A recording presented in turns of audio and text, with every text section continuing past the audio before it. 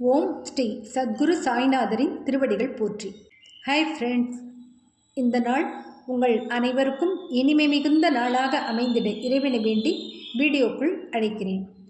நாம் ஸ்ரீ சாய் சச்சரிதம் 48வது அத்தியாயம் சென்ற வீடியோவில் வாழ்க்கை சக்கரம் சுழலும் போது ஒரு சிலரின் வாழ்க்கையும் தலைகீழாக மாறத்தான் செய்கிறது என்பதை ஷேவடே, சபட்நேக்கர் ஆகியோரின் கதை மூலம் தெரிந்து கொண்டோம். ஷேவடே சாய்பாபாவின் மீது அசைக்க முடியாத பக்தியும் நம்பிக்கையும் கொண்டவர். ஆகையால் தான் பரீட்சைக்கு தயார் நிலையில் இல்லாத போதும் சாய்பாபா தான் தேர்வது நிச்சயம் என்று வாக்குறுதி அளித்துள்ளதால் அதை உறுதியாக நம்புவதாக சபட்நேக்கரிடம் கூறிய போது அவர் இவரை கேலி செய்துவிட்டு நகர்ந்துவிட்டார். பின் 10 ஆண்டுகள் கழித்து சபட்நேக்கர் தன் மகனை இழந்து மன அமைதியின்றி தவிக்கும்போது நண்பர் ஷேவடே சொன்ன சாய்பாபாவின் நினைவு வர அவரை நாடி வந்ததையும், ஆனால் பாபா முதலில் கோபமுற்று அவரை மசூதிக்குள் அனுமதிக்காமல் இருந்ததையும், பின் சபட்நேக்கர் தன் தவறுக்கு வருந்தி அழுது மன்னிப்பு கோரும்போது சாய்பாபாவின் கருணை உள்ளம் அவர் மீது இறங்கி அவர் மனைவிக்கு குழந்தை வரம் நல்கியதையும், சபட்நேக்கர் இழந்த ஆனந்தத்தையும் மன அமைதியும் மீண்டும் பெற்று சாய்பாபாவுக்கு நன்றி கூறிவிட்டு சென்றதையும் கண்டோம். இந்த 49வது அத்தியாயத்தில் ஹரி கானோபா, சோமதேவ் சுவாமி, நானா சாஹேப் சந்தோர்கர் ஆகியோரின் கதைகளைத்தான் தெரிந்து கொள்ளப் போகிறோம். வாங்க வீடியோவுக்குள் போகலாம். அத்தியாயம் 49. 1. ஹரி கானோபா. 2. சோமதேவ் சுவாமி. 3. நானா சாஹேப் சந்தோர்கர் ஆகியோரின் கதைகள். முன்னுரை. வேதங்களும் புராணங்களும் பிரம்மத்தையோ சத்குருவையோ போதுமான அளவில் விவரிக்க இயலாது. அவ்வாறெனின் ஏதும் அறியாதவர்களாகிய நாம் எங்கனும் நமது சத்குரு சாய்பாபாவை விவரிக்க இயலும்? இவ்விஷயத்தில் அமைதியாக இருப்பதே சிறந்தது என்று எண்ணுகிறோம். உண்மையில் மௌன விரதம் அனுஷ்டிப்பதே சத்குருவை புகழ்வதற்கு சிறப்பான வழியாகும். ஆனால் சாய்பாபாவினது நல்ல பண்புகள் மௌன விரதத்தை மறக்கச் செய்து நம்மை பேசுமாறு ஊக்குவிக்கின்றன. நண்பர்கள், உறவினர்கள் இவர்களும் நம்மோடு இருந்து உண்ணவில்லையாயின் நல்ல ருசியான உணவு கூட நமக்கு சுவையாக இருப்பதில்லை. ஆனால் அவர்கள் நம்முடன் சேர்ந்து உண்பார்கள், ஆனால் அவைகள் இன்னும் அதிக சுவையை பெறுகின்றன. சாயி லீலைகள் என்ற ரூபத்தில் உள்ள அமிர்தமான சாயி லீலாமிருதமும் இது போன்றதே. அமிர்தத்தை நாம் மட்டுமே தனியாக உண்ண முடியாது. நண்பர்களும் சகோதரர்களும் நம்முடன் சேர வேண்டும். எவ்வளவு அதிகமோ அவ்வளவு நலம். இக்கதைகளுக்கு தெய்வீக உணர்ச்சி ஊட்டுவதும் தம் விருப்பப்படியே அவைகளை எழுதுமாறு செய்வதும் சாய்பாபா அவர்களே ஆகும். பரிபூரண சரணாகதி அடைவதும் தியானிப்பதும் மட்டுமே நமது கடமை. க்ஷேத்ராடனம், பிரதிஞ்ஞை, தியாகம், தர்மம் இவை எல்லாற்றையும் விட தவமிருத்தல் நல்லது. தவமிருத்தலை காட்டிலும் ஹரியை தொழுவது நலம். இவையெல்லாற்றையும் விட சத்குருவை தியானிப்பது மிக சிறந்தது. ஆகவே சாயின் நாமத்தை ஸ்மரணம் செய்து அவர் மொழிகளை மனதில் நினைத்து அவர் உருவை தியானித்து இதயபூர்வமாக அவரிடம் அன்பு செலுத்தி அவருக்காகவே எல்லா செயல்களையும் செய்வோமாக. சம்சார பந்தத்திலிருந்து விடுபட இதைவிட வேறு சிறந்த வழியில்லை. மேலே கூறியவாறு நமது கடமையை செய்தோமானால் சாயி நமது விடுதலைக்கு உதவ கட்டுப்பட்டவர். இப்போது இந்த அத்தியாயத்தின் கதைக்கு வருவோம். ஹரி கானோபா. பம்பாயை சேர்ந்த ஹரி கானோபா என்பவர் தனது நண்பர்கள், உறவினர்கள் மூலம் பாபாவின் பல லீலைகளை கேள்வியுற்றார். அவர் ஒரு சந்தேக பிராணியாக இருந்ததால் அவற்றை நம்பவில்லை. அவர் பாபாவை தாமே பரீட்சிக்க விரும்பினார். எனவே சில பம்பாய் நண்பர்களுடன் ஷீரடிக்கு வந்தார். ஜரிகை தலைப்பாகையும் காலில் 2 புதிய காலணிகளையும் அணிந்திருந்தார்.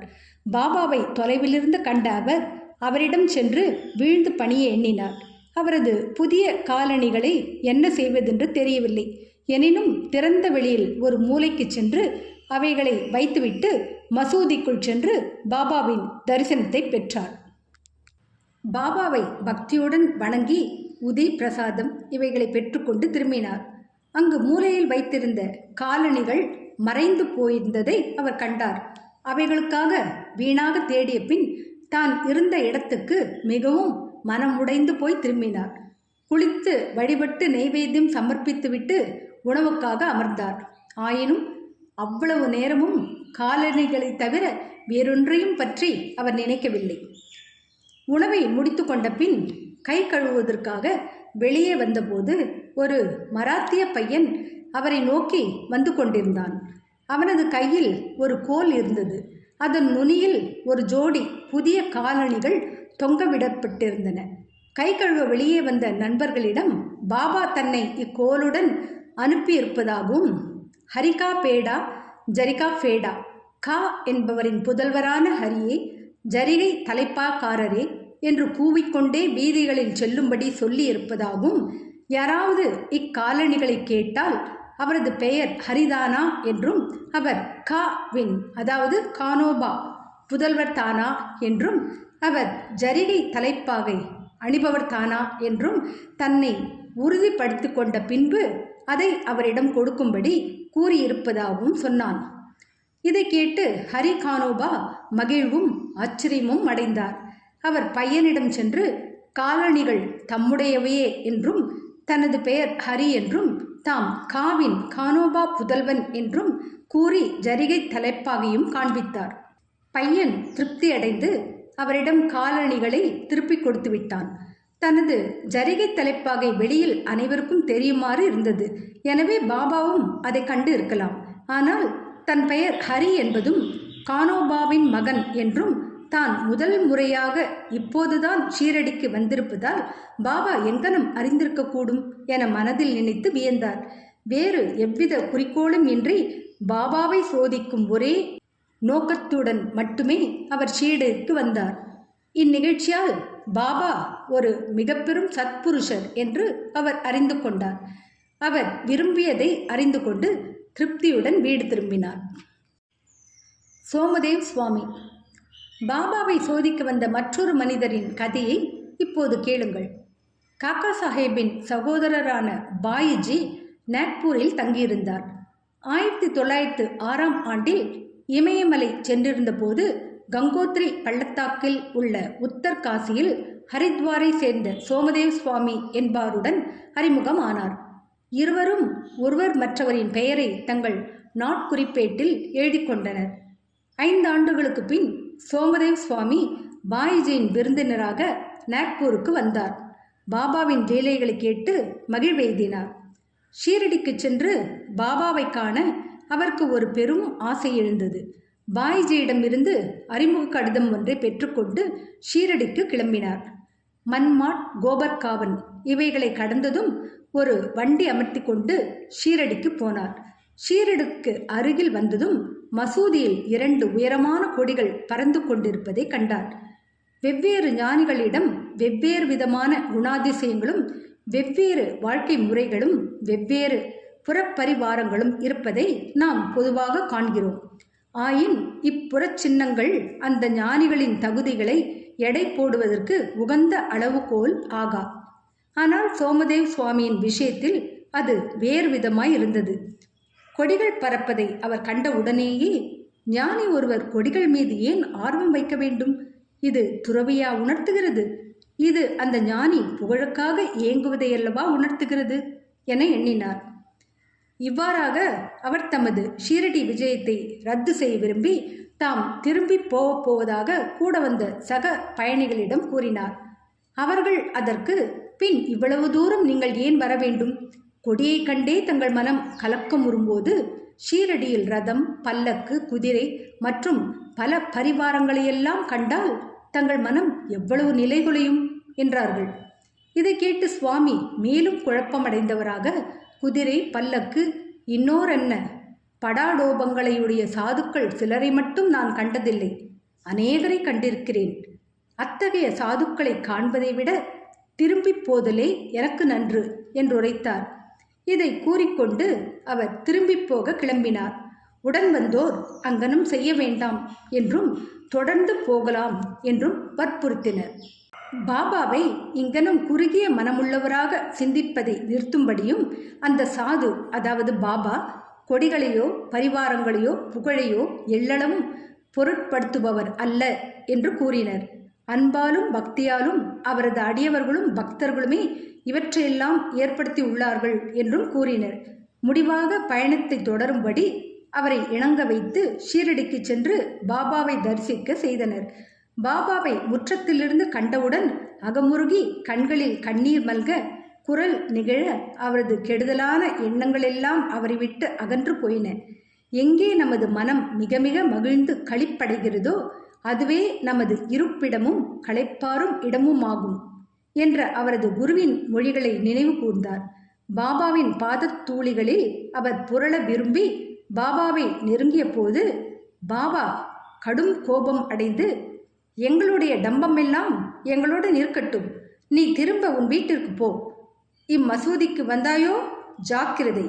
மசூதி மேல் கொடி பறக்க விட்டு கொண்டிருக்கும் ஒருவரின் தரிசனத்தை ஏன் காண வேண்டும்? இது துறவின் அறிகுறியா? இங்கே கணமேனும் இருக்காதே என்றார்.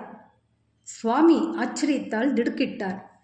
பாபா தமது உள்ளத்தை படித்து அதை பேசினார் என உணர்ந்தார். எத்தகைய நிறை பேரறிவுடையவர் அவர்! தாம் ஞானமற்றவர் என்றும் பாபா புனிதமான உயர்ந்தோர் என்றும் அவர் உணர்ந்தார். சிலரை பாபா அரவணைப்பதையும், வேறு ஒருவரை கையால் தொடுவதையும், மற்றவர்களை தேற்றுவதையும், சிலரை அன்புடன் உற்று நோக்குவதையும், சிலரை நோக்கி புன்னகை செய்வதையும், சிலருக்கு ஊதிப்பிரசாதம் அளிப்பதையும், இவ்வாறாக அனைவரையும் மகிழ்வூட்டி திருப்திப்படுத்தி கொண்டிருப்பதையும் கண்டார். தான் மட்டும் ஏன் அவ்வளவு கடுமையாக நடத்தப்பட வேண்டும்? அதை பற்றி அவர் தீவிரமாக சிந்தித்து தமது அந்தரங்க எண்ணமே பாபாவின் நடத்தையில் எதிரொலிப்பதை உணர்ந்து இதையே ஒரு பாடமென கருதி முன்னேற வேண்டும் என நினைத்தார். பாபாவின் கோபம் மறைமுகமான ஆசீர்வாதமே.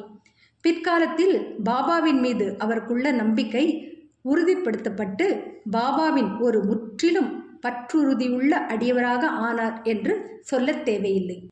நானா சாஹேப் சந்தோர்கர். நானா சாஹேப் சந்தோர்கரின் கதையுடன் ஹேமந்த் இந்த அத்தியாயத்தை முடிக்கிறார்.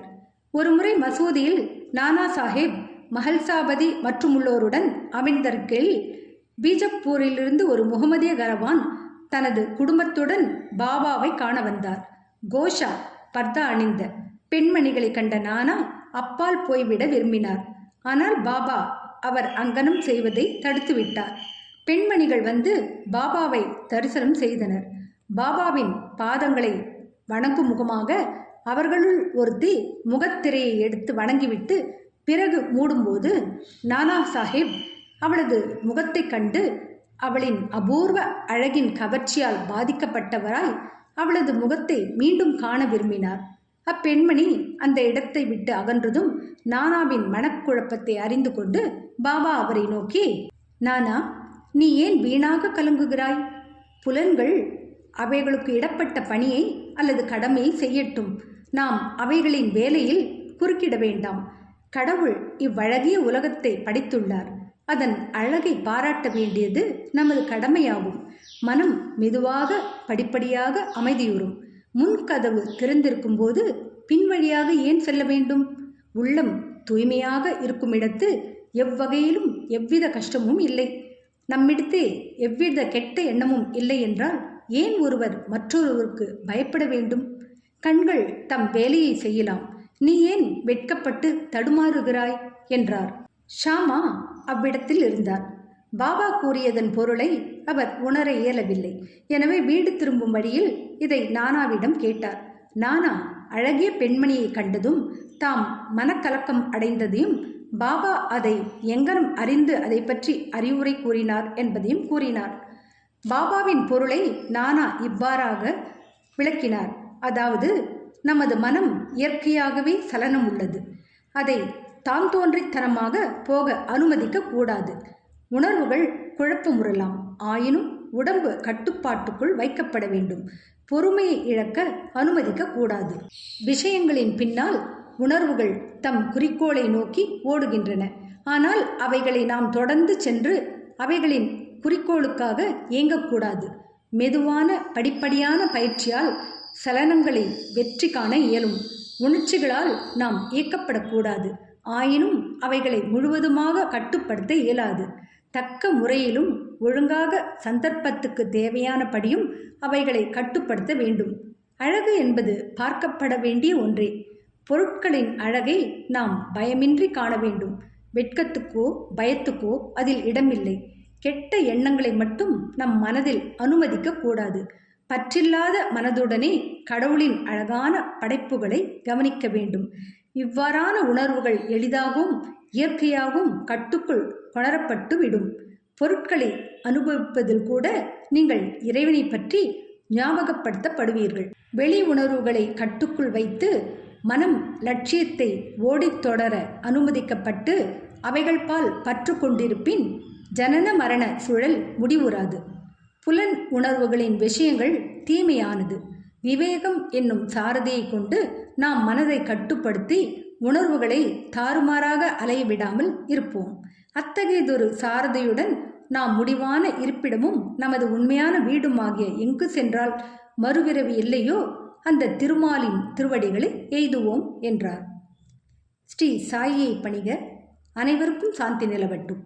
அடுத்த அத்தியாயத்தில் காக்கா சாஹேப் தீக்ஷித், ஸ்ரீ தேம்பே சுவாமி, பாலாராம் துரந்தர் ஆகியோரின் கதைகள் நமக்காக காத்து கொண்டிருக்கின்றன. என்ன ஃப்ரெண்ட்ஸ், இந்த வீடியோ பிடிச்சிருந்தா லைக் பண்ணுங்கள், ஷேர் பண்ணுங்கள், சேனலை சப்ஸ்கிரைப் பண்ணுங்கள். எனக்கு இதுவரை சப்ஸ்கிரைப் பண்ணியுள்ள அனைவருக்கும் என்னுடைய மனமார்ந்த நன்றிகள். மீண்டும் அடுத்த வீடியோவில் சந்திக்கும் வரை உங்கள் அனைவருக்கும் நன்றி கூறி விடை பெறுகிறேன். வணக்கம்.